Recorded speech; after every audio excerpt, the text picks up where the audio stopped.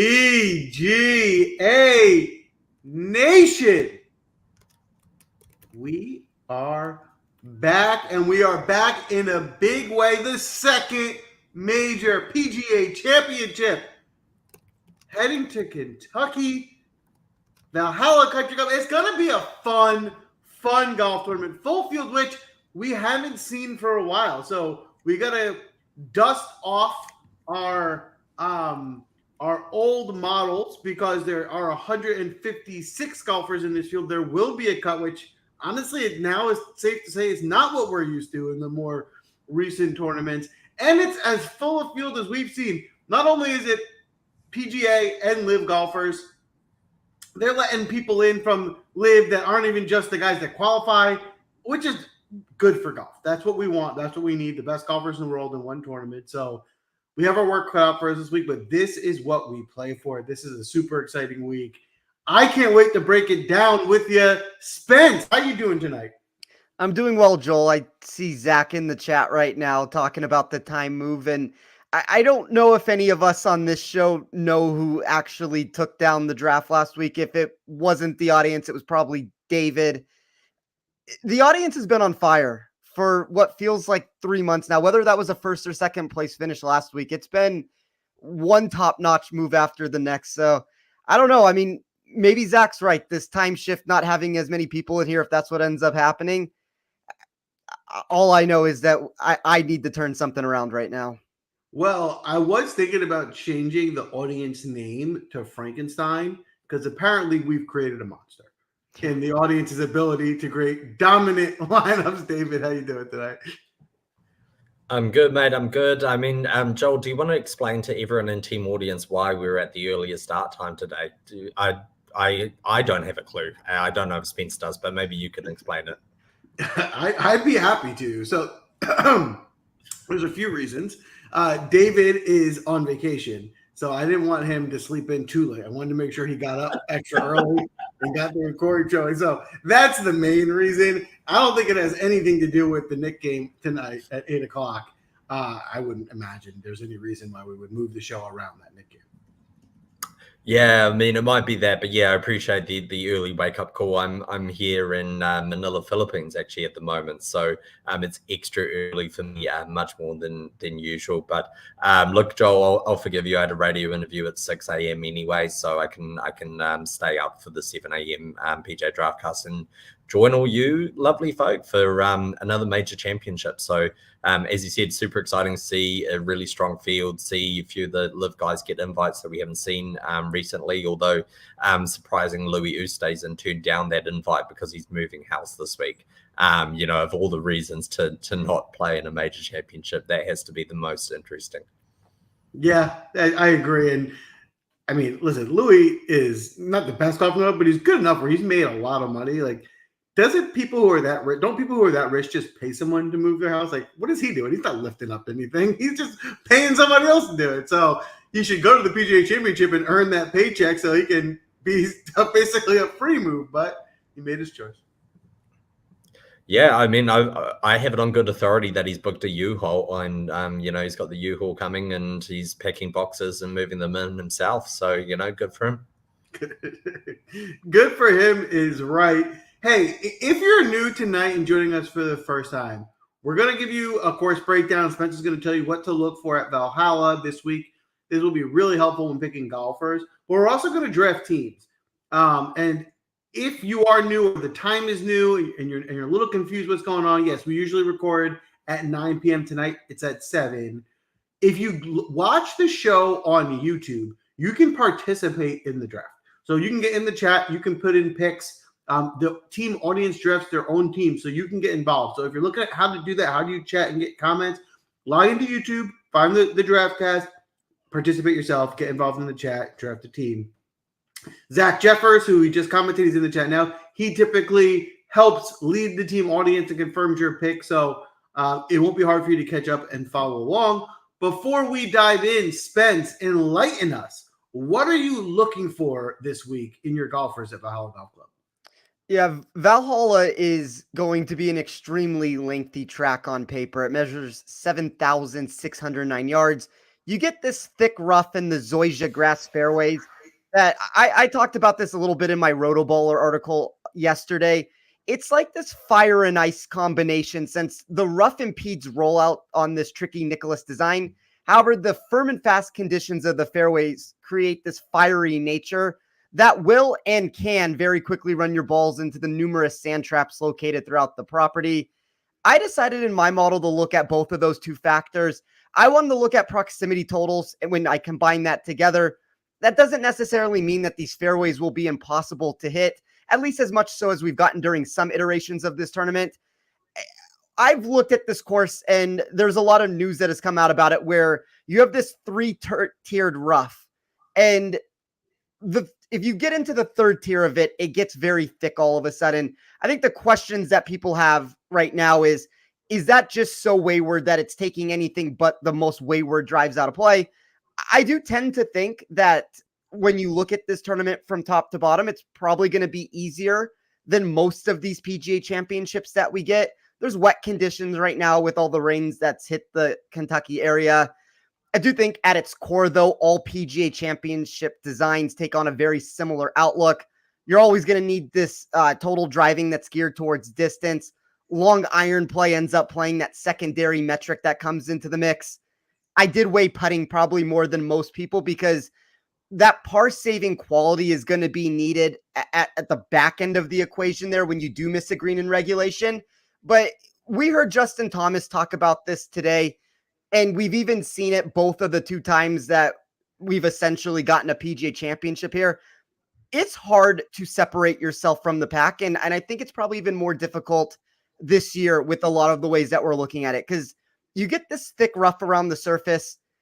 To me, anytime that you have extremely thick rough, that takes away some of the high-end skills that you're looking for. Think of Augusta National and think of how that ends up forming the around the green prowess and everything that's needed. It's almost this artistic mastery that comes into play where here it becomes more of this chop it out, make your putt, move forward there. I do think that the course is very basic in what the expectation is with it.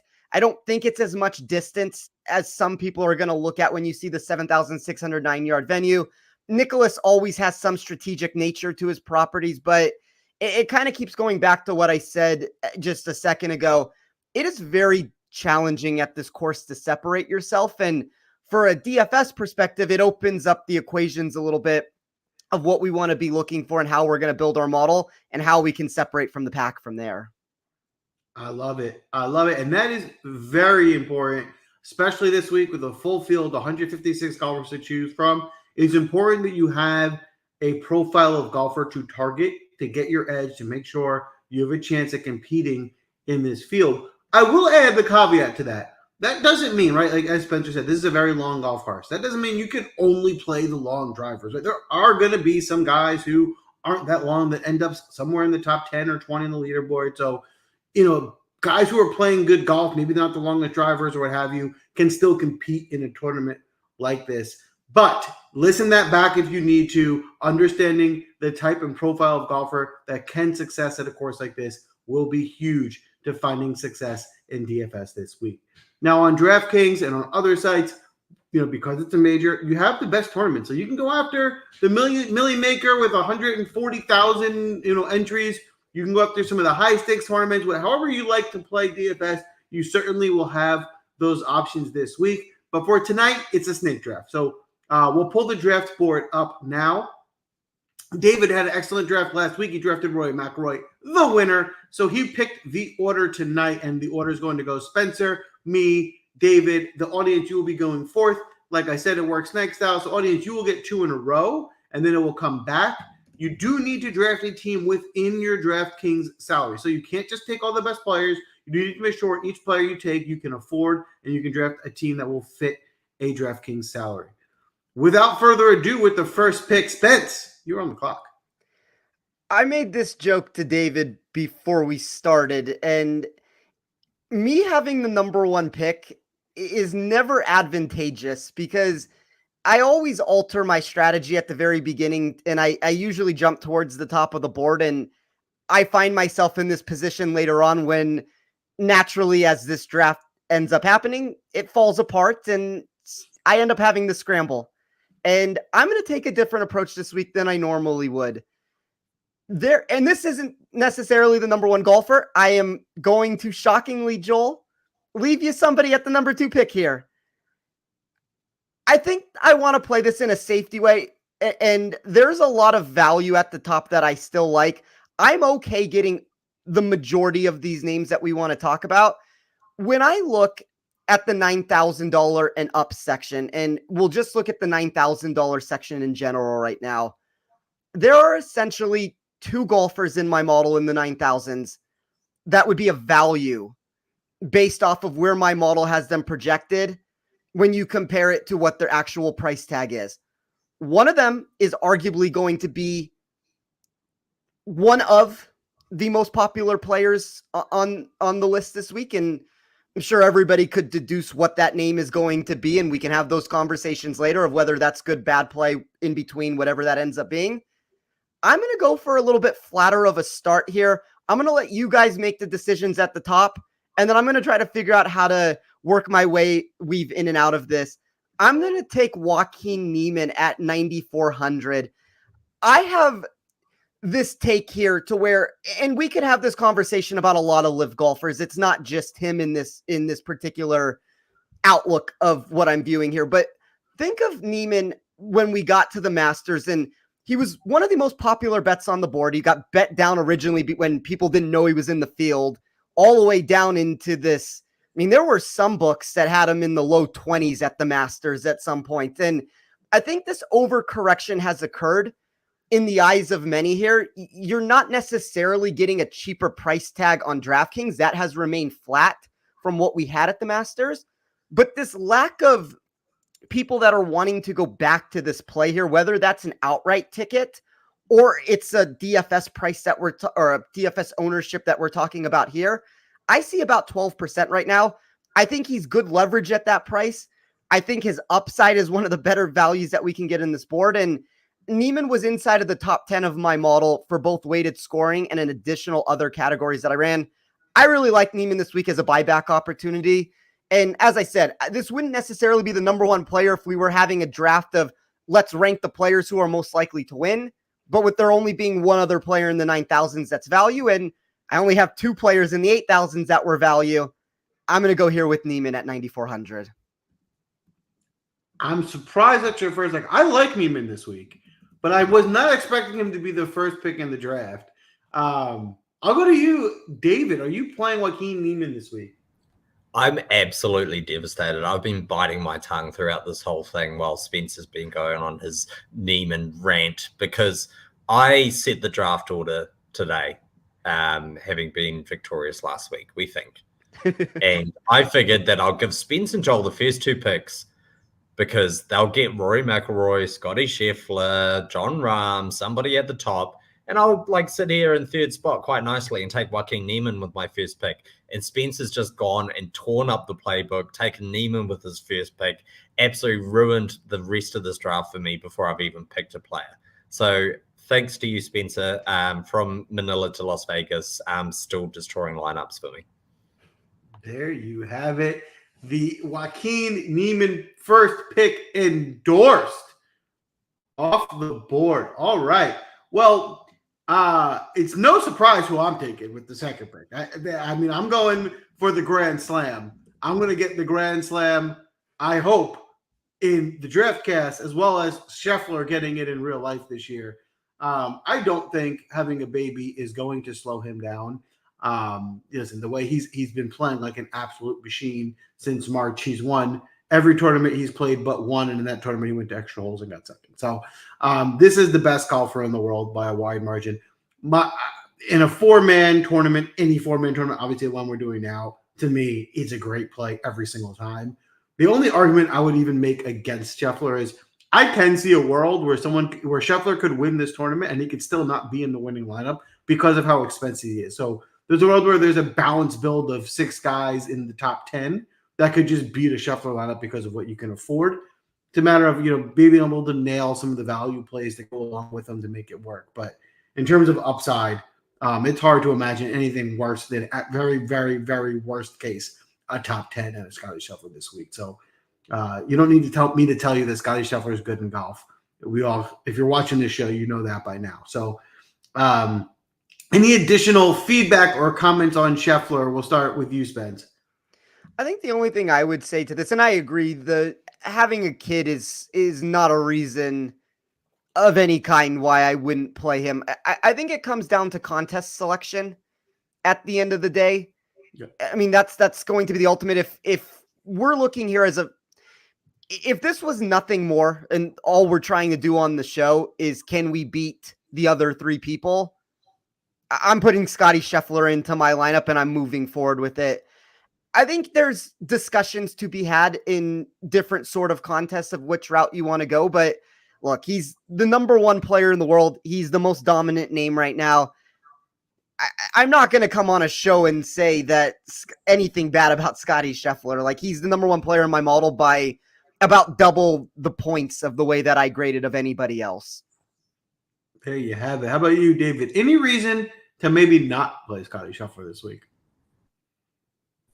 It's going to be really interesting to see the ownership on Scheffler, right? Like, I wonder if people will read too much into the baby narrative, as you kind of alluded to. I mean, look, he should really be kind of 25-30% owned. We know how he's been playing. And for me, the birth of the child of his their firstborn kind of came at the perfect time. Like, it happened on a Monday. Like, he can still get to Valhalla. He can still do his practice rounds. He can still see the course. You know, and it wasn't like his preparation for this tournament was disrupted as a result of the baby coming. So that for me, like, I think if we do see a swing in ownership, I'm really interested to see where his percentage ends up, because if that swing in the ownership goes too far the other way because of the baby and people are like, oh, he's getting bad sleep and, you know, his mind's not on this, you know, he's all twinkly-eyed with the birth of his baby. You know, I think that he could be interesting if he goes less than 30%. There you have it. I love it. I love it. Good strategy for this week. David, with your first pick, you are on the clock. Yeah, well, I mean, I've been scrambling for a little bit here because Spencer's ruined my whole plan of how this draft build would go from the beginning. And it's really, I mean, it seems disingenuous to say that your draft is ruined when you haven't even picked a player, but it does in terms of... Welcome to my life, David. Yeah. Well, I mean, look, this is karma for all the times I've stolen from Spence. It does happen. And, you know, this is what happens when you get, you know, people who are following the world of golf and getting into the data, that people like Spence and I are going to end up on the same guys, you know, and that's just part of the nature of it. I really like the name and play. But what it does kind of ruin is just the structure that you're going to approach this with. You know, it ruins how the rest of that build goes in terms of where the prices come. So guaranteed now that Joaquin Niemann misses the cut, Spencer's got the jinx on him because of this. So that is guaranteed. So I'll give him that. So look, I'm going to go take someone who's going to be pretty chalky at the top of the board, but he's just won 2 golf tournaments. He's a defending champion here, really. Won the last tournament here in 2014. He's playing great golf. I'll take Rory McIlroy. It does come with some trepidation. Look, I don't think the fact that while Scotty Scheffler was giving birth on Monday, Rory was filing divorce papers on Monday morning, and the whole PGA Tour board, like, he's been on and then off and then back on again, then off again, is a distraction for him. And, you know, that does give me some concern. But look, maybe Rory just comes out and he's just real angry and just ends up winning the tournament by 5 strokes. I think in terms of, like, construction of the golf course, there could be probably no better spot in the world than Valhalla for Rory McIlroy. The driving distance is obviously a real asset. He doesn't get too wayward off the tee. His long irons are going to be really, really key. And I do think it's going to play a lot like Quail Hollow, where Rory's just gone and won his 4th tournament there. So very, very promising, I think, in terms of those regards. And it's just going to come down to, can he keep those demons quiet between his ears coming down the stretch on Sunday?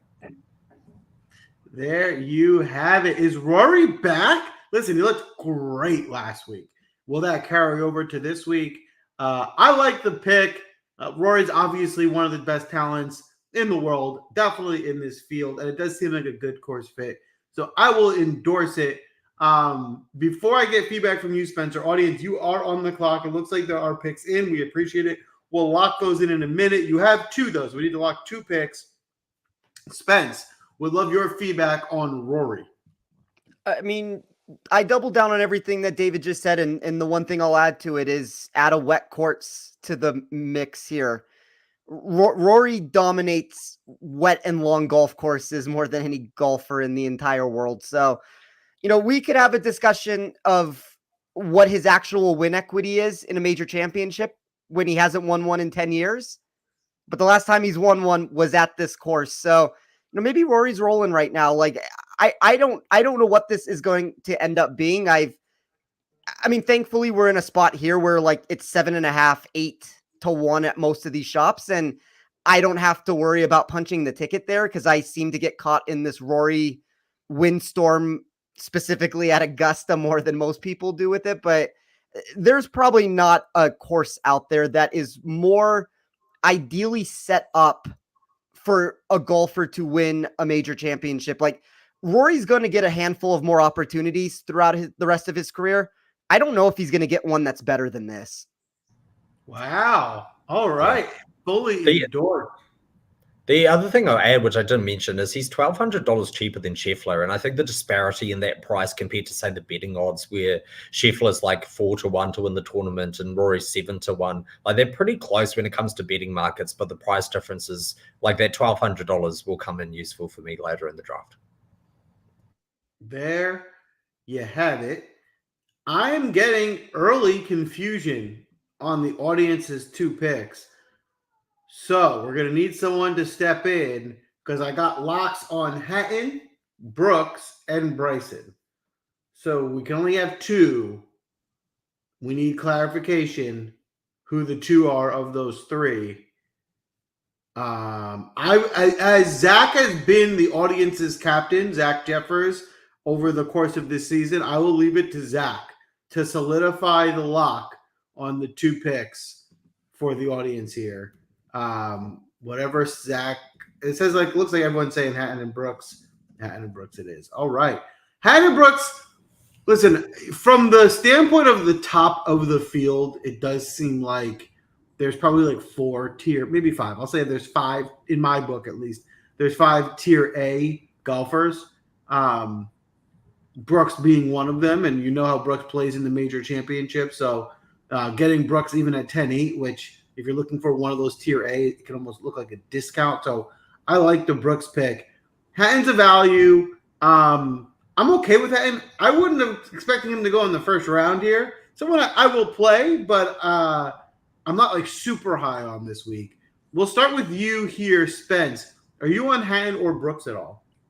I'll talk a little bit about Brooks because I feel like every single major championship that I do shows for or write articles throughout the space, my takeaway is always I am out on Brooks Koepka. Every single time, and this is not what's going to be this week, Joel, but every single time we get into these decision-making processes, it's like there's this public perception that's always baked into the price, whether that's the outright totals we're talking about, these moves up the board in price that you want to get. I know that what we've gotten more recently with it is going to be the high-end marks that we can turn to here, but I really like Brooks Koepka, and that's coming from somebody who never gives that answer. He was first in my model. I looked at major championships as a weight, and that's something that's obviously going to make Brooks look great. There was a 10% weight put into that from all the strokes gained data that I pulled. I also look specifically at PGA Championships, and there's no world you can't be number 1 overall in a model when you've won 3 of the past 6. So, those are the most basic answers to talk about there. But for me, when I pulled the data, it was this course-specific outlook in the expected strokes gained for Valhalla. That is that secondary answer to the mix here that really carried the weight for me because a lot of these PGA championships are very similar to begin with. You need quality long iron play. You need to be good quality total driver. You want to gear that a little bit towards distance. And then you need to get this increase in putting on similar green complexes. Brooks puts together the ideal outcome. And I think for me, even beyond any of those things I just talked about, give him Zoysia fairways and bent grass greens and go look historically what he's done on those particular surfaces. Brooks is the most elite player in this field in my model when I looked at that. So, he's coming off of a live win. He's getting here with form. Brooks is the type of guy that can stand up to Scotty Scheffler and believe in his head that he's actually going to take him down. And he doesn't have to go in and week out. And he hasn't suffered defeat after defeat like a lot of these other players have. I really like Brooks this week. Like, I kind of think Brooks is going to win this golf tournament. I think you made a good point. One thing I want to add about Brooks is the type of golfer.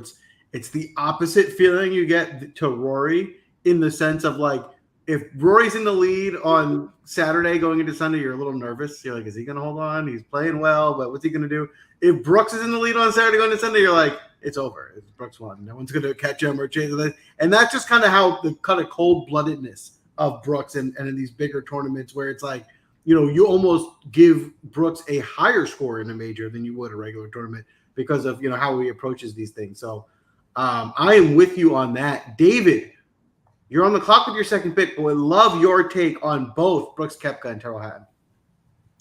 Yeah, and to avoid any gate, I'll just say that the first Bryson nomination came in before the picks were open, so picks start after I've made my last selection. So I think that may have been where a little bit of the confusion came from team audience there. So definitely Hatton and Koepka. I've checked the records. The transcript says you guys got Hatton and Koepka. So when Bryson goes and wins the tournament, I don't want any complaining next week from team audience. Okay, Brooks Koepka. I mean, look, he's the defending champion. We know what he does in major championships. No matter how he's playing, he tends to turn up at these and just be in contention no matter what. And the fact he's coming in now off a victory, he's coming to a place where, he's the defending champion after winning last year at Oak Hill. I expect a strong showing from Koepka. I'd be surprised if he doesn't. Hatton's a really interesting one. I think of those two selections, Hatton's the one that I'm a little more like on the fence with. I do wonder if he's got the requisite driving distance to really be successful here. He's never finished better than 10th in the PGA Championship before, despite many times trying. Then at the US Open, he's finished 6th once, and then no better than 21st in all his attempts at the US Open as well. And if we're looking at like a really long golf course that could get firm and fast, where the rough is going to be pretty thick, I do wonder if maybe Hatton may struggle a bit out there, would be my only comment. There you have it. I love it. All right, David, you got Rory. How you following this up with your second pick? Yeah, so after Spencer stole Joaquin Niemann with the first selection, I've got to go and grab a bit of value to balance out this build with Rory McIlroy. And I'm going back to a name last week that I played and talked about the fact he'd added a lot of driving distance to his game, and he played very well at Quail Hollow, the tournament he's found a little bit of a success in previously, and that's Corey Connors. I mean, Corey Connors has added a ton of distance to his game. A lot of people are missing it. I'm going to stick on that while the iron's hot. 13th last week. And most impressive for me about what he did last week in that signature event was not just that the finishing position, but it was how he did it. He was second in the field for strokes gained approach. He lost around the green. He lost putting. We know that's what can happen with Corey Connors, but to still get that high-end finish with basically no short game just speaks to the fact that Corey Connors is striping the ball at the moment. He's got a very good record at the Masters as well. He's tended to putt really well there. We've got bent grass greens here again this week as well. So I think he's a real value at 7,600, and a lot of people are going to avoid him this week because they're going to go, Corey Connors not long off the tee. Well, go and look at what Corey Connors has been doing with driving distance in 2024, because he has absolutely added speed to his swing and distance to his game. I love it. You mentioned him last week. And I agree. I think and Corey Connors is the type of golfer that kind of goes on these streaks where he's playing really well. He has like a couple month period where he gets good results and he kind of streaks off. I think this is the time to play Corey Connors. And he's typically one of those value plays that in stronger fields will play out for you. So get a guy at 7,600, he definitely has top 10 upside. So I definitely endorse that pick. Spence, would love some feedback from you. Will you be playing Corey Connors at all this week? Yeah, I think he's one of the better values in this field. There were essentially three golfers and a profile will be deeper than this of what makes somebody a value. This is 10% of the weight of my model, but I do think it's noteworthy to at least include here. So I looked at fairway bunker GIR percentage, and I also looked at rough proximity. There were 3 players in this field that graded inside of the top 10 for both of those 2 metrics. Corey Connors was one of those 3 names. If we circle back to this at the end, I'll name who the other 2 were if anybody wants to know. But I think Corey Connors is one of the better values in the field right now at 7,600. Boom. There you have it. We are aligned on that. All right. I am up and I am happy how this felt to me. I wanted this to be my second pick, and I'm going to get Benny Ann.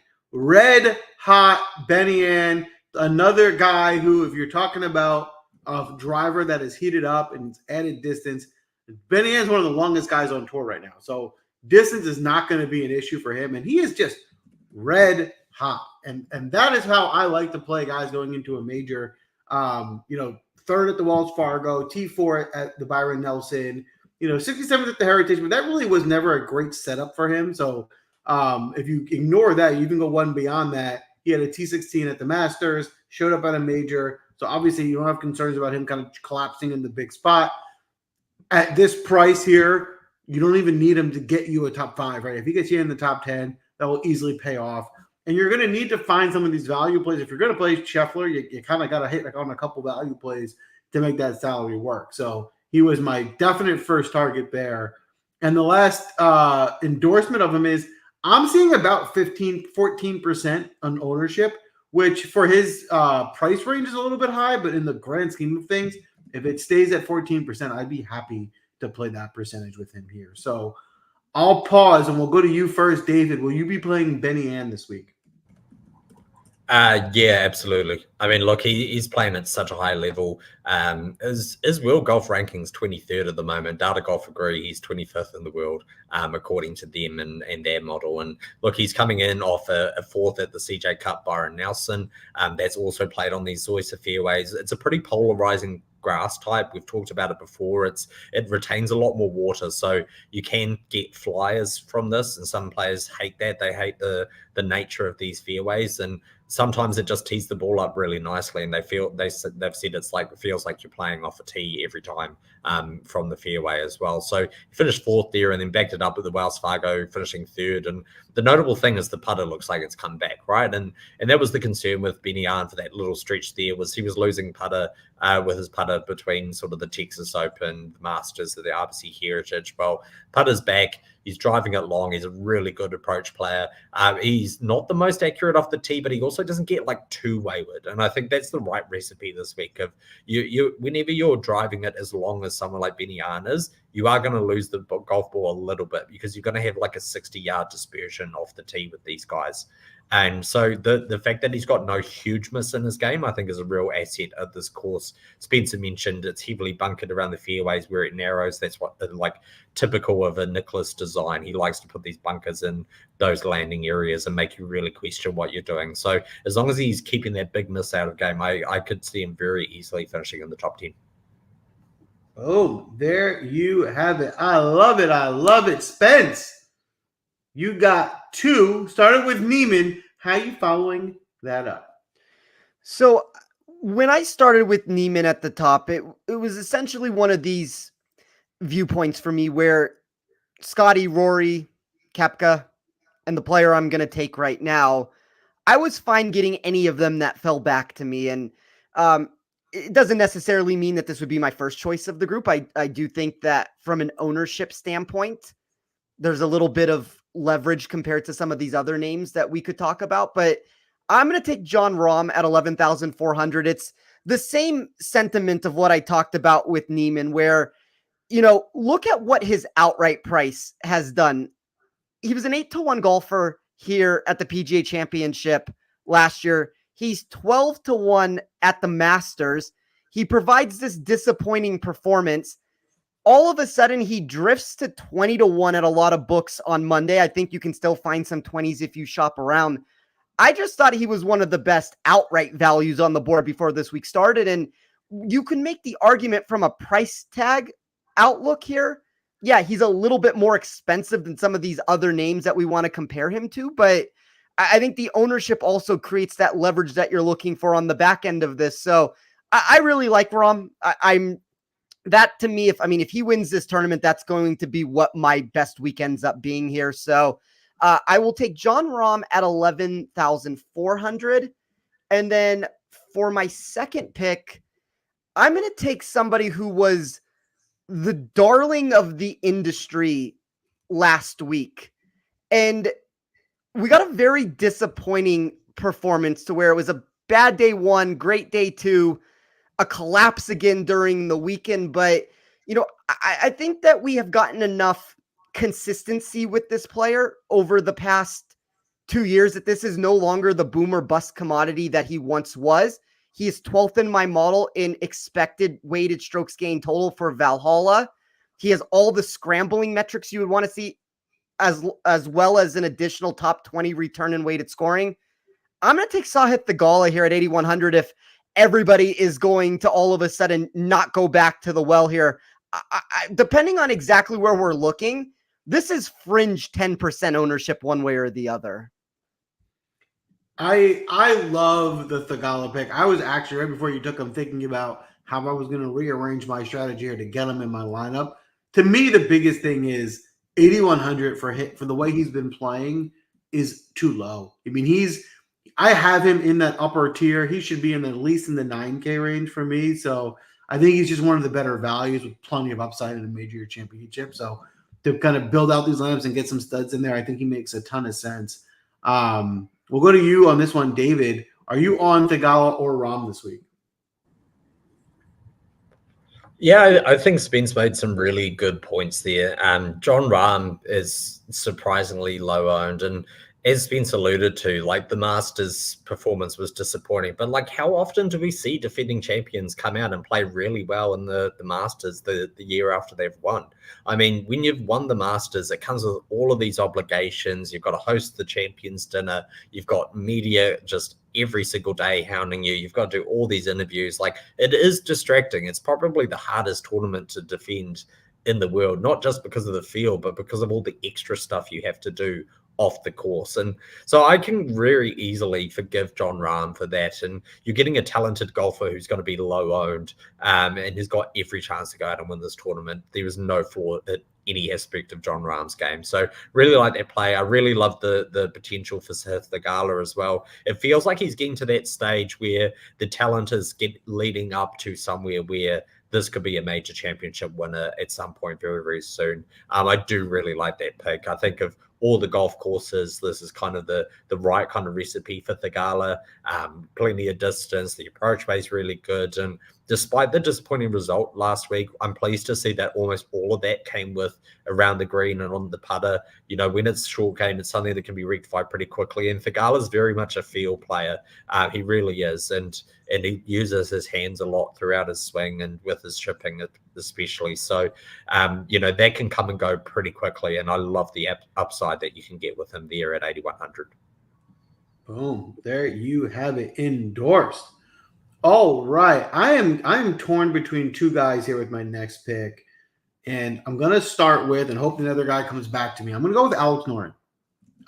Listen, this is not a guy who you're going to look at and say, oh, this is the perfect profile for this course. That's not the case. But at 7,200, he has outplayed his price tag over the course of the last 2 to 3 months. He's just been playing spectacular golf, and he shouldn't be this low. So I think it's just too good a value to pass up on. To give you some context, since March 3rd, his results have been 9th, 19th, 11th, 14th, 23rd, 3rd, and 24th. So his worst result since March 3rd was 24th at the Wells Fargo last week. And that was really because he lost 4 strokes putting, right? His ball striking was still good that week. He actually hasn't lost strokes ball striking, at least on approach, since that March 3rd tournament. He's gained strokes every single week, both around the green and on approach, and he's only lost strokes driving in one of those tournaments, and it was barely lost a percentage of a stroke. So he is hitting the ball really well. Alex Noren's a vet. He's not going to be scared off by the big moment in the major championship.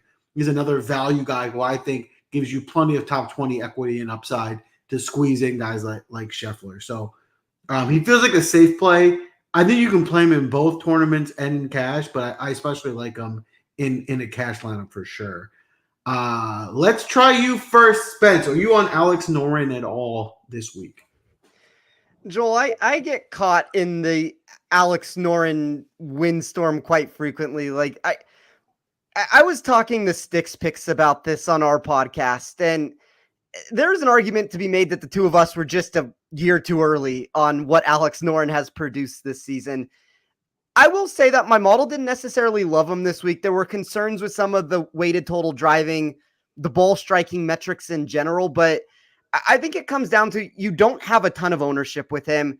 If you trust the form that he has produced, this is a value. If you look into some of the ball striking metrics and you find the red flags there, which is what my model is at least highlighting, there are concerns to be found here. But it's one of those profiles where there's more safety in the profile than there is upside, which is kind of what you were probably talking about a little bit there, Joel. But there's also I don't want to say no ownership. I see about 6.5 to 7% right now, but that's very relative to everybody who's priced next to him. So I am probably not going to personally play him, but I don't think he is like some massive fade for me within my model either.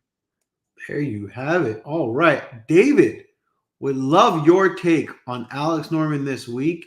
And then you're on the clock with your third pick. Yeah, look, I think that my concern with Noren comes with the driving distance, whether the course is going to play too long for him.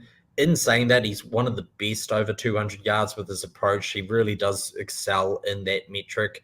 As you mentioned, the result at the Wells Fargo, if you can finish 24th in that signature event and lose that many strokes putting for a guy who, like, we know is one of the best putters on the PGA Tour, is a promising recipe as well. And to add to that, I do see a lot of wind in the forecast, particularly on Saturday is going to be really howling. Noren's one of the best wind players in the game, and a lot of that comes from his excellent short game. He's able to scramble. He's able to make the putts when he needs to. He's able to keep that momentum going, let alone the fact that his iron play actually performs very, very well in those high winds as well. And kind of segues into my pick where I'm going to go and get some value actually down at $6,000. One of the best wind players in the game, just continually shows up at tournaments where it's extremely windy, tons of driving distance, and an excellent putter.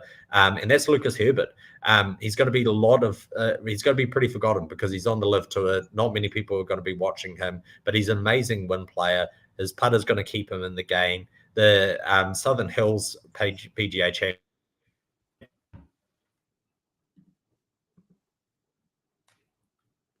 I'm not sure if I'm frozen or David is. David is frozen. It is not you this time, Joel. All right. Well, we got the pick in. Unfortunately, we have a frozen David. While we wait for him to get back on, Spence, are you on Lucas Herbert all this week?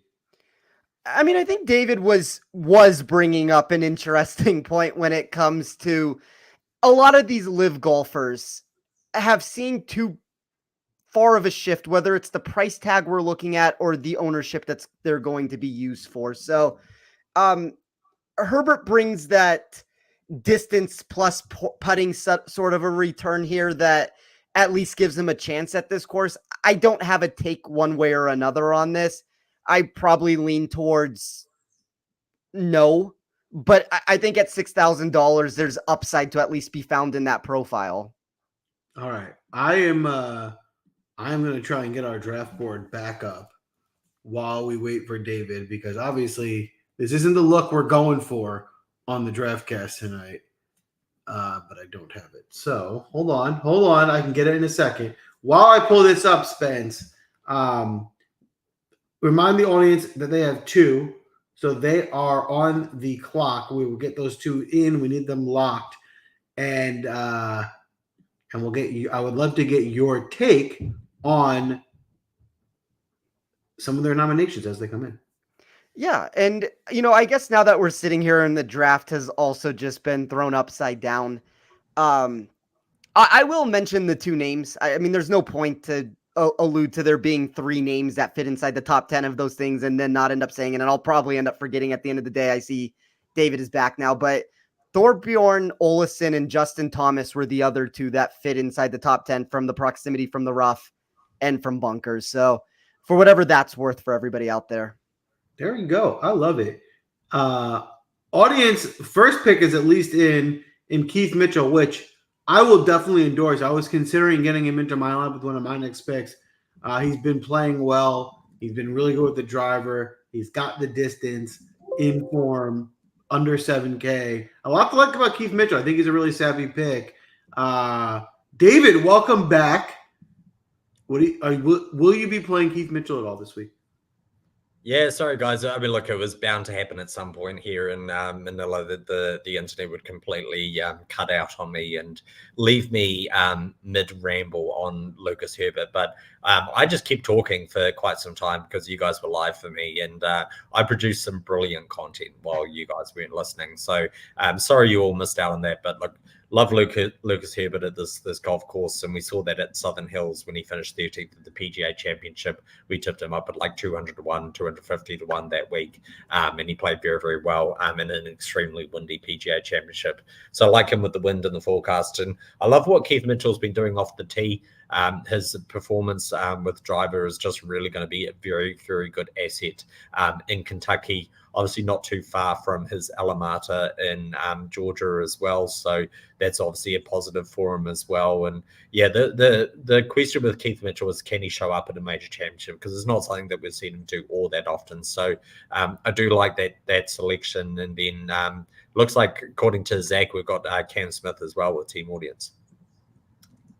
Cam Smith, lock it in. You know, Cam Smith is an interesting one. He's under 10K. But there's some other guys up there that I like a lot. Cam Smith does tend to play well in these bigger tournaments and rise to the occasion. So I do think he could be a sneakier play up there, up top. I'm going to go ahead and not endorse the pick. I'm probably not going to be playing much Cam Smith this week. But I can understand the audience direction there. We'll start with you here, Spence. Are you on Mitchell or Smith?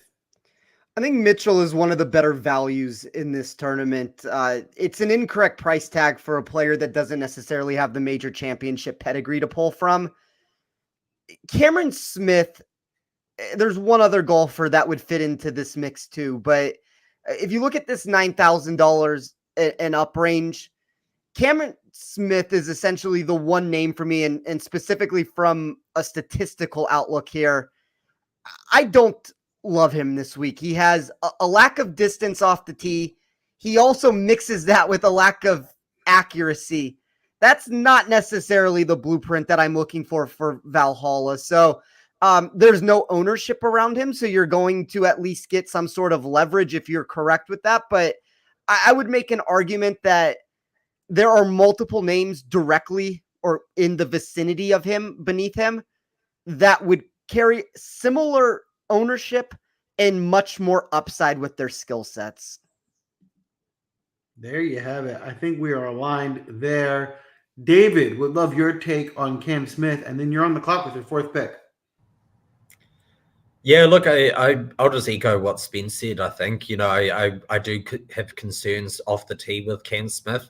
But the flip side of that, and this is where your contest selection really makes a difference, right? Like Cam Smith showing up at a major is not unsurprising, right? And so if you're getting a Cameron Smith who's like 7% owned, which is kind of what I'm seeing at the moment, because, you know, as KF Ball says in the chat, you know, I don't love him at the price. Well, everybody else is also going to look at him and say, I don't love him at the price, you know? So if you can get that leverage as a result of that in those large GPPs, and he comes out and finishes second, for example, well, suddenly you've got something on the rest of the field that nobody else has. It can be the difference maker in those milli maker type contests if you can get it right. And sometimes it just has to be that you get a bit uncomfortable and you're taking someone who has obvious major championship pedigree. And the one thing I'd say for Smith as well, when he won the Open Championship, obviously St. Andrews extremely exposed, lots of wind. Well, we are going to see lots of wind in the forecast here as well. So that may be a benefit for him if I was looking at positives. There you have it. All right. You got average salary remaining about $8,100 per pick. Who are you looking at with your fourth pick?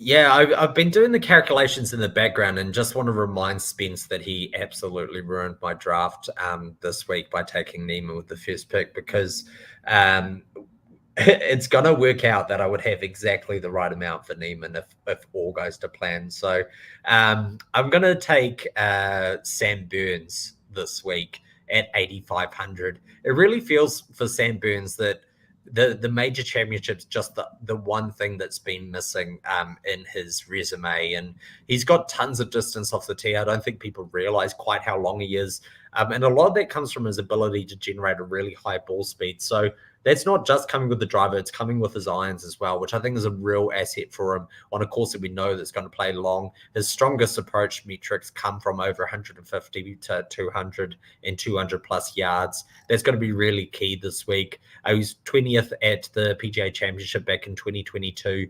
So he has performed better in the PGA Championship than in the other majors. And 13th last week at Quail Hollow, I thought was really promising on a golf course that I think is going to play quite similar. So for me, he's a really good value at 8,500. And I suspect that Sam Burns could surprise a few and somehow rock up in the top 5 by the end of the week. So I think he's a really good value at that number. Interesting. I'll be honest, Sam Burns was not on my radar this week, but I typically like Sam Burns. And at 8,500, David's on him. I'm intrigued. So I think it's interesting. Spence, how about you? Will you be on Sam Burns at all this week? See, this is where I think there's interesting discussions to be had because, at least according to my model here, Sam Burns is quote unquote overpriced. Like that's maybe the one different outlook that I would have than David there, but there is no ownership with him. There's a positive trajectory for upside in my model. This is more of where I am trying. Like if I'm going to throw a random dart at this board, I would so much rather do it with Sam Burns than a Cameron Smith. Like there is real upside in the profile of Sam Burns. That makes sense, and especially because with Sam Burns, you can do more, right? With Cam Smith, you kind of have to have Cam Smith be one of your top 2 guys. With Burns, he could be 3. You can be a more balanced approach. So it's definitely a lineup building strategy involved there for sure. All right. I am on the clock here, and I am going to take another guy who is kind of in the same vein as Noren in that he's in great form. On paper, he's not going to be a great course fit. He's not a longest hitter, but I'm going to play the form. I'm going to play the way he's playing. I'm going to take Siwoo Kim. Siwoo Kim has been fantastic over the last few tournaments that he's teed it up in. His ball striking numbers have been especially impressive, which is what's turned me on to Siwoo and why I'm taking him here. But like I said, he's not going to wow you with his driving distance. He's not even going to have the best proximity for a course like this where he's not the longest iron player.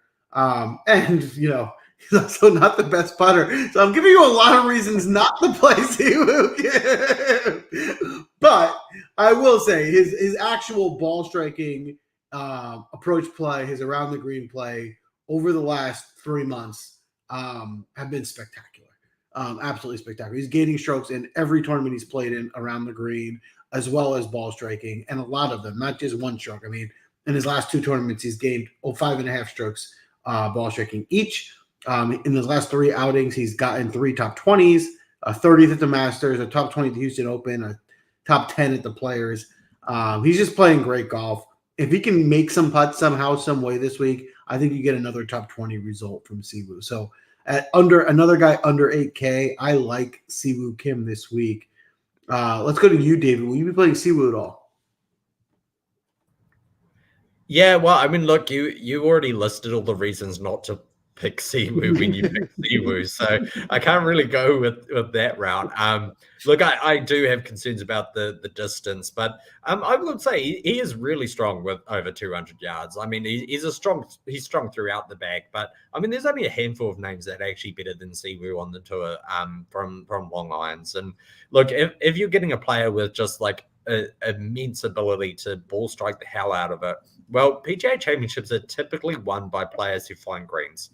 Like, and a lot of it is about actually just finding the center of the green, putting it in play, and then trying to make a putt. And if not, you 2-putt, you make a par, and you move on. Even par is going to be a really good score this week at Valhalla. Like, if you play even par each week, each round, you will finish in the top 20 this week. I can guarantee that. So his ability to find greens, I think, is going to be a real asset. And if you're getting a discount in terms of pricing compared to, I mean, put it this way, DataGolf have him ranked nearly 30 points higher than his World Golf ranking. His World Golf ranking is 41st. DataGolf rank him as the 17th best player in the world at the moment. You're getting him down in the 7,700 range at 10% ownership for someone who is just striping it at the moment. So I find that really interesting. I love it. There you have it. Spence, you got two here. Would love your take on Siwoo, and then where you going with your next two picks? Really, the only true negative I see with Siwoo, the PGA Championship results leave a lot to be desired. I do think he's very popular because of the recent form that we've gotten, like over 10% for the volatility that he's bringing when you can directly compare him to other names in this mix. I don't really have a take outside of the ownership. I tend to think he's actually a pretty decent fit for this course, despite all the PGA Championship results and everything that Joel laid out from top to bottom of why Siwoo is the worst player in this tournament. But I think he's fine. He's a very neutral value that has great form leading into the week. For my pick, I'm trying to, I guess at this point, compete with what the audience is doing of who can put together more live golfers inside of their build. And I'm going to take Dustin Johnson at $8,000 here.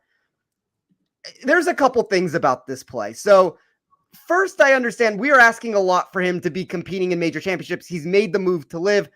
He is a golfer that needs those reps on the PGA Tour much more than most players. He can go a little bit, let's just say, wayward with his antics and stuff. And it's nice to have him out playing golf because that's usually the best version that we've gotten from him. But when I have run numbers, and I have said this for almost every single major championship over the past 2 years here, he's usually the biggest fade candidate that I have in my sheet. And I try to find him in matchups. I try to figure out a way to take him on. The two times he was not one of the largest fade candidates, 2022 Open Championship, 2023 US Open. Those were two events where he finished inside the top 10. So I'm going to hope that my numbers end up being correct here. These are numbers that I am pulling that could be a little bit flawed and skewed because we don't get week in and week out data from him now being on live. But there is a first place grade in my model for off the tee production at long courses with thick rough.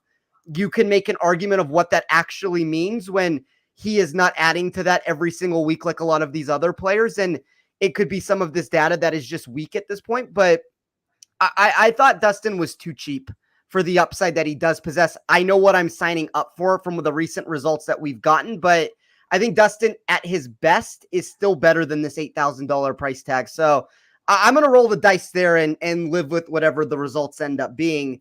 And then I'm going to have to now save some salary here with making that pick. And I'm going to take Kurt Kitayama at 6,500. Kitayama's ability with some of this weighted proximity and the distance that he brings is very, very enticing for a $6,500 golfer. There's a handful of names, and Keith Mitchell would be one of them, maybe that my model thinks has upside, which maybe hasn't necessarily produced the upside in some of these events. Kitayama is the 1B to that version there, where Kitayama is 15th in my model in weighted proximity. You look at the I've talked a lot this week about fairway bunkers and rough proximity. He's 11th in my model there. He has the distance that places him inside the top 25 of my sheet. There's a lot of these ball striking metrics that really like him for this tournament. And there's going to be negative traits that you can find from anybody in this $6,000 or less section. But the upside marks that he actually can bring to the table give you this hidden top 10 equity. And I mean, look, he came fourth last year at the PGA Championship. I don't think it's inconceivable that he produces something very similar again. So I like the upside that Kitayama has here, and I see 6.5% ownership. I think that that's still perfectly fine. I agree. Kitayama is now a stolen pick from me, as he was one of my last picks I was going to put in there. And I agree with your reasoning behind DJ. he's more talented than the price tag. Maybe not. We don't know what the form is. Maybe not playing at his top DJ form, but he's not 9K and he's not 9,500. So you know what upside you get from DJ. And at 8K, I definitely think he's worth a shot. And upside, I like the way your lineup is coming together there. Go to you, David. Are you on Dustin Johnson or Kurt Kitayama this week? I mentioned before I took the Burns pick how Spence had stolen Neiman and ruined the end of the draft for me as a result. And the route I would have wanted to go, which I was going to be $100 short from, would have been to go Kitayama and then Wyndham Clark, for example, I would have been $100 outside it, and Neiman would have been the perfect fit. Zach mentions the fact that, death taxes and David complaining about a pick being stolen is the regular recipe, which is true, but that is how I put the jinx on golfers, okay? Is I comment about this pick being stolen multiple times, how much I love him, then they'll miss the cut, okay? So that's all. I'm just making sure that I'm putting all the hex on Spencer's stealing of Joaquin Niemann, the first pick there. So I love Kurt Kitayama. That's where I would have gone. I think his ball striking numbers are really promising.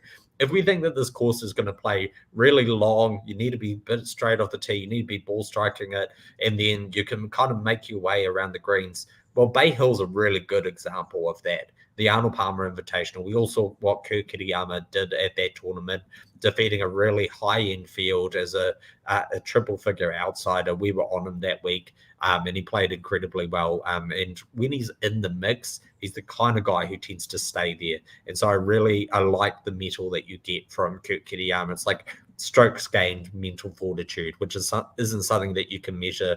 Xander lacks it, but Kurt Kitayama seems to have it no matter the names around him. There you have it. I love it. All right. I'm back on the clock. I have 3 guys I am thinking about, and I have to kind of settle on one, and I'm going to go with the one that going into Spencer's pick was the last, and now I think I'm going to take him. So I'm all over the place, if I'm being honest. But I'm going to stick with Strep Straka. Jeez, I can't say his name. Sepp Straka. The reasoning being he's really stepped up the last 3 tournaments. He's been playing well. He's got 2 top 10s. His ball striking, his driving has been there. Great putting. Not great around the green. I'm thinking this could be a week where that might just be neutralized, right? It's not. We talked about the scrambling and all that, but if he has one of those great weeks, ball striking, and he can kind of avoid some of the trouble he's gotten himself into around the greens, the way his putter has looked and his ball striking, I think there's a lot of upside with him, and that's what I'm going for. So. It's a riskier pick, but I think Sepp Straka makes sense. And I think it's a good fit for his game, especially right now while he's playing really well. So I'll start with you, Spence. Are you on Sepp Straka at all this week? If you dive into some of the Zoysia grass fairways, Straka is a really large climber in my model, specifically in that area. The weighted proximity numbers also tend to like him for the most part. I guess my one concern, if there's something to talk about, and it's a very similar answer to what I mentioned with Siwoo Kim, it's just we have 2 10% owned 7K golfers that have a lot of volatility to their potential production. Like, my guess would be one of Straka or Siwoo massively ends up disappointing people that take him. I don't know if I love the 2 of them together for that reason, but some of that Zoysia grass stuff, Joel, is definitely worth looking into because there is real upside in the profile depending on how you run the data here. Well, there you have it. The Zoysia grass, Straka likes it. I think it's a factor. It's another reason to maybe creep that way in making your decision. David, you're on the clock here with your 5th pick. We would love your take on Sepp Straka this week as well. Yeah, I probably prefer the Straka play to Siwoo. I know that Straka lacks off the tee in terms of driving distance a little bit, but he can just absolutely go out and get absolutely hot, right? We've all seen it. The upside's there. And I mean, if you told me there was a golfer at 7,500 who in his recent majors has gone 7th, missed cut, 2nd, 16th at the Masters this year, And then he's coming in off 4 consecutive top 16, starting at the Masters, then 5th at the RBC Heritage signature event. He was 11th at Zurich Classic and then 8th at the Wells Fargo, another signature event. If you were telling me that you could get a golfer at 7,500 with those kind of credentials, I'd be jumping all over it. And it does seem like the public are clicking onto that. That's why you're getting kind of that 10 to 11% ownership, which in a 156-man field is going to be pretty high. But of the two, I'd probably go Striker over Siwoo for me. And it's based on the history that he's kind of putting together. Because anyone else who was coming in here with that kind of history, we'd be like, oh, yeah, like it looks like they're trending towards a victory. Yeah, it's a good point. It's a really good point. Actually, I was actually surprised, even though, yes, for his positioning and price, his ownership is high. I actually thought it would have been higher at this point. So I was okay with taking that, eating that ownership this week. All right, David, you got about 8K per pick left. Who are you going for here? Yeah, look, and as I mentioned, I would have loved to have rounded this out with like a Neiman Kitayama. I think would have been a really nice construction with the build that I've had so far. Would have given me a ton of upside across the board, even down to Lucas Herbert. I think it's got the ability to go and surprise some people. So obviously I can't do that because Spencer's stolen both of them. So I'm going to need to go and get a little bit different here. And actually, I'm going to take Matt Fitzpatrick. I think that Matt Fitzpatrick has been playing a lot better golf than people giving him credit for. We all know that he's added the driving distance, but I think the fact that we're looking like a wet golf course, there's some more rain in the forecast, there's thunderstorms, there's wind. He's one of the best mudders in the game. His ability to play in wet conditions is really an asset for him. He is going to lack a little bit off the tee compared to others, even though he has added that driving distance, which I accept. But he's playing really well in the majors as well. And finished 5th at Southern Hills. So if we're looking at like at Windy PGA Championship, he played really well at that event, and that wasn't a short golf course either. 5th at the Players Championship earlier this year, was 22nd at the Masters as well. So Matt Fitzpatrick has got heaps of upside, and obviously won the US Open, a really long golf course as well. So I think that he's got the ability to come out and surprise a few people, and I'm getting like no ownership on Fitzpatrick at the moment. So I think that that's a great leverage for him as well. I love it. I love it. Audience, you are on the clock. I see some nominations in. You need 2, so get your final 2 in. I think there's an interesting narrative going on here before I pass it to Spence for his take on Fitzpatrick. And that narrative is me and Spence have 1 player left, and we have the exact same budget. So we're very good chance we'll be fighting over a similar player. And David's budget isn't too much ahead of ours. So we could all be looking at the same players with our last picks here. Audience, you guys have the ability with, a little bit more money to spend, but not much, to try and just completely mess our drafts up. Take the guys that we might want and then leave us scrambling. So there is some strategy here from Team Audience on how they wrap up these final 2 picks, whether they want to just go for what's best for their team.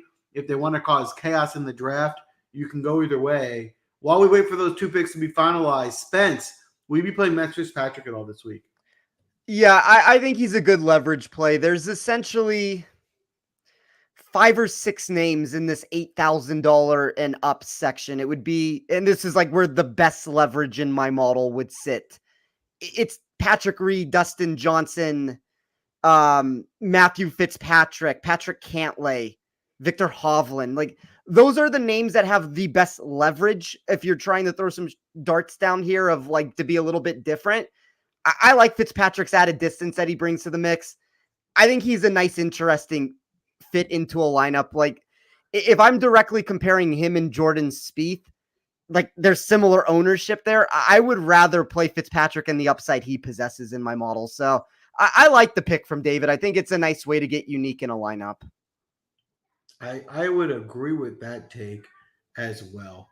All right. It looks like the 2 audience picks are in. I'm going off Zach Jeffers as my source of truth.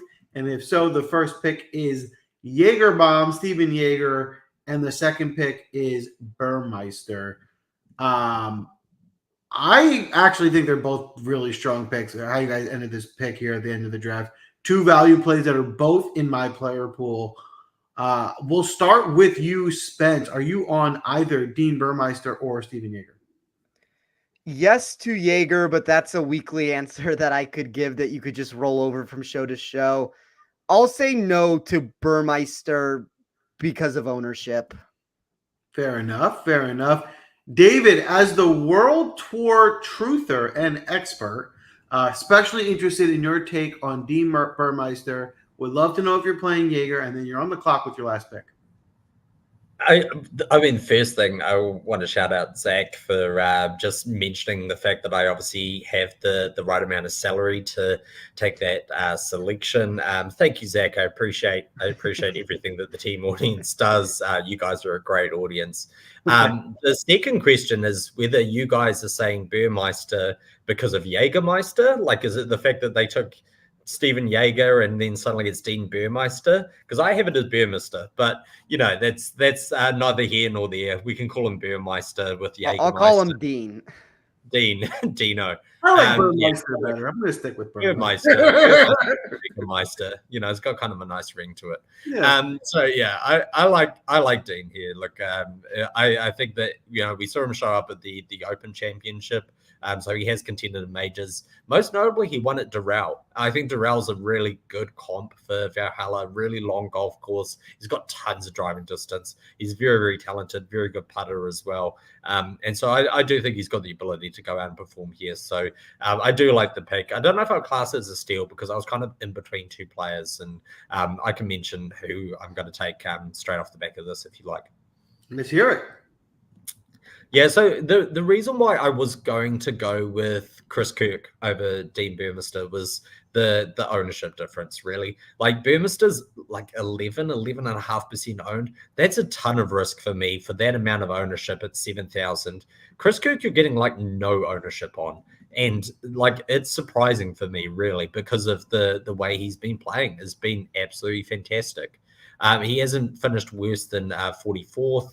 Since beginning of March. A lot of that has been in signature events and majors. I mean, he was 16th at the Masters. He was 10th at the RBC Heritage. He's finished 5th at the PGA Championship at Southern Hills. So if you're looking for like a windy PGA Championship, that's kind of my go-to. Another really long golf course. So despite the fact that it might look like he lacks a little bit off the tee in terms of distance, he has shown up those spots before. And Chris Kirk's had a great year, obviously capped off with winning the Century to start the season with a long shot victor. But I think that he's got tons of upside. And the fact that I can get him, like, at the moment, if I check my ownership numbers, like, I'm getting like 3.5% versus 11.5% for Burmeister. I'll take that ownership discount every single day for a golfer who's playing very well in some of the PGA Tour's best tournaments. There you have it. I like Chris Kirk. I played him last week. It wasn't the best result, but he's the type of guy that can show up in a big tournament. He can compete. He's consistent. I think it's a good sneaky play. I think for the reasons you said, I think he does possess that upside, and at the sneaky lower ownership, I think he makes a lot of sense, especially for big GPPs. Spence, would love your take. Will you be playing Chris Kirk? I thought at the Masters he was one of the better values on the board. I think when you look at 3.5% ownership here, I think he's one of the best values on the board, and you mix that in with the leverage that gets created, he's probably one of the best plays in the $6,000 section to consider. Boom. I love it. I love it. And when Spence says one of the best, he means the second, because I'm about to take the best here with my last pick. And that is friend of the show, but not actually, but I'm going to say it that way because we are always drafting our good friend, Christian Bezuidenhout. Now, I have a little bit of a theme going with my squad in that, I'm not taking all the guys that are long hitters and fit the perfect profile of those courses. I take a lot of guys that on paper you would look at and say these aren't like the typical course fit guys you would want to take here, especially highlighting Norin, Siwoo, and Seabez. But I'm playing form. And again, if I can get 3 really good golfers that are maybe a little bit under-owned because they don't have the perfect course profile, I'm okay with that. And I think they can still go out there and have really strong results because of the way they're playing and their price tag. So Christian Bezuidenhout is a similar profile in that his form over the last few months has been very good. He's making putts. He's not going to be the longest hitter, but the ball striking is there. I think he needs to get I think we do get another good result from him this week. I'd love your take, David. Will you be playing Seabez at all this week? I won't be because of the driving distance concerns. But look, I mean, this is one thing, and we talk about this often on the show, right? Like, we kind of know what the golf course is going to play like. Like we've done our analysis, we've seen the distance, but so is everyone else. And if we all end up playing the exact same players because of the course fit or supposed course fit, well, that's when you get these like leverage opportunities. And I think that's where you can mix in some of these guys like Siwoo or Sepp or Bezaid and Houghton Noren, because some of them are going to show up in the top 10 because they're going to absolutely strike the ball approach, despite the fact that they like off the tee and they can putt lights out and they can get really hot. So in terms of like getting some leverage with upside, that kind of is a really great way to approach it. So I'm not sure that I'll play all four of them in the same lineup. I think that's a really aggressive strategy, but I think that you can mix in a few of these names, because if you just take like Patrick Rogers, Kitayama, Wyndham Clark, Benny Yarn, you take all of these long drivers, you are going to be duped. Like there are going to be other people out there who are going to play that exact same lineup, and you need to find some places to get different, which I think that you've done well here. Boom. There you have it. I love it. Spence, I'm hoping I stole your pick. I hope you were looking at him, but if not, I love your take on Seabags and where you going here with your last pick. I think there's a lot of options to potentially consider down in, the 6,600 or less range. Like, I worry about the distance ever so slightly, but for your particular build, Joel, I would make an argument that this makes it very unique and kind of gets away from some of the chalk that you had in other areas. And all of a sudden that lineup becomes very easy to insert into anything, because I don't think people are going to play Christian Bezadenhout this week. I have no problems with him. I think Bezadenhout was in play for me. I would make an argument that you could consider Dietrich in this particular situation. My model likes Taylor Pendrith and everything that we've seen recently. There's going to be ownership that comes with him. I think to get a little bit different with my build, and I can get half the ownership, give or take, on a player that is a very similar profile with the way that I built my model this week, I'm going to take Cameron Davis at 6,600. We saw him spike last year at this tournament, coming in fourth place. You look at some of the recent trending data, leaves a little bit to be desired, but even with that answer coming into play, like date this to the AT&T Pebble Beach, everything is pretty much landing in the top 40 for the most part, even with this struggling statistical form that you want to look at. Like a lot of made cuts, a lot of consistency in that profile. And then all of a sudden you add this ability for him to use his length off the tee and some of the ball striking metrics that I do have for him. So, if you want to like consider Tom Hoagie, I think he makes some sense here also, but I'm kind of trying to shoot for a little bit more upside than that Hoagie profile. And Cameron Davis possesses more of that for me here if I have the mindset that I'm entering this into a large field contest and trying to figure out if I can hit something for a large amount of money. Boom. There you have it. The picks are in. This was a great draft. I think it is the way you're going to have to get different. Everyone's going to play a few guys at the top. The way you're going to have to win this draft is hitting on a few value plays. I think we have a lot of big ones in this draft that you can consider. Davis was one of the guys I was considering here with my last pick as well. We've seen him rise up in a lot of these types of tournaments and occasions at 6,600. He certainly possesses the upside. David, before we wrap up the draft here, will you be playing Cameron Davis at all this week?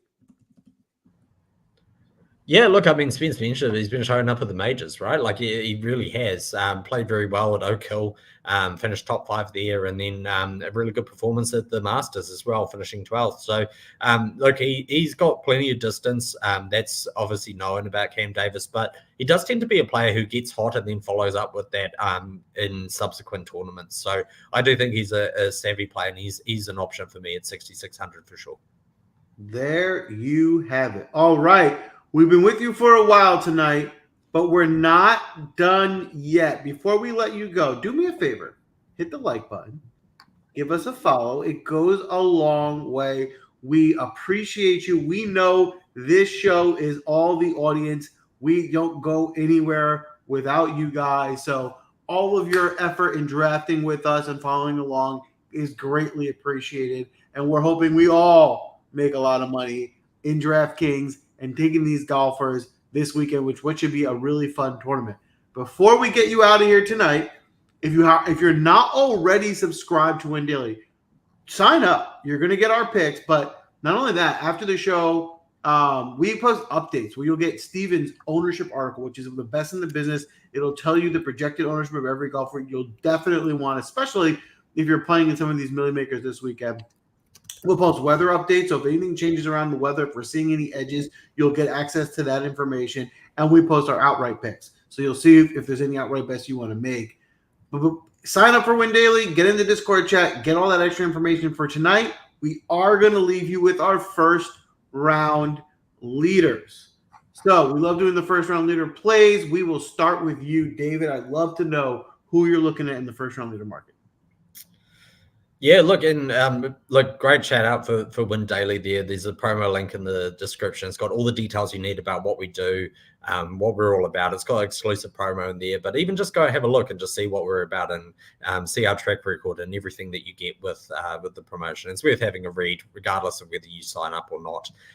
There's some free trials in there as well, so you can give it a go and see what we're all about there. So for first round leaders, it's always risky at a PGA Championship or any major for that matter to take on the top of the board, because when you've got this many class players in the field, you kind of figure that at least one of them is going to come out and shoot like 8 under or something and really take it to the rest of the field. So I'm going to go the opposite way. I'm going to take a bunch of value plays this week. I've actually got 6 of them because of that, but none of them are less than 66 to 1. And the hope in that is that we get one guy who comes out here and really spikes, and a few of the names that I'm going to mention have been picked on the show as well. So starting off at that 66 to 1 mark, I've got Benny Yarn and Sahith Theegala. I think they've both got the absolute upside to come out and lead after one round. Same as Sepp Straka. We know what he can do in one round of golf. You can get him at 80 to 1.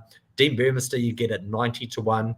Kurt Kitayama at 100 to 1. And then somebody who wasn't mentioned on the show, but had a really good performance last week. Tons of driving distance. One of the best drivers actually on the PGA Tour, if you go and dive into his statistics, is Eric Van Rooyen, which you can get at 125 to 1, which seems very generous for a player who's performed well at other long golf courses, most notably when winning on the PGA Tour at the end of last year.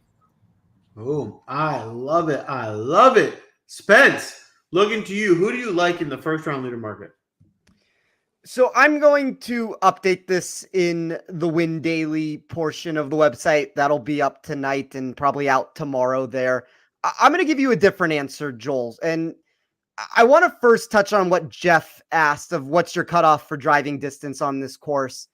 The way that I built my model incorporates a lot of total driving in general. I don't know if there's, I think it depends on what we're exactly talking about here. If we're looking for win equity, the cutoff would shrink down a little bit. If we're looking for safety in plays like that, I think there's a lot of golfers that don't have driving distance that are going to make a lot of sense this week. So total driving for me would probably be more of the outlook, and that's going to incorporate a little bit more driving distance than anything, but it also includes courses that have thick rough and how do you perform off the tee there, and courses that are long with thick rough, how do you perform off the tee there? And that kind of is how I merged my model for the play that I'm going to give here, Joel.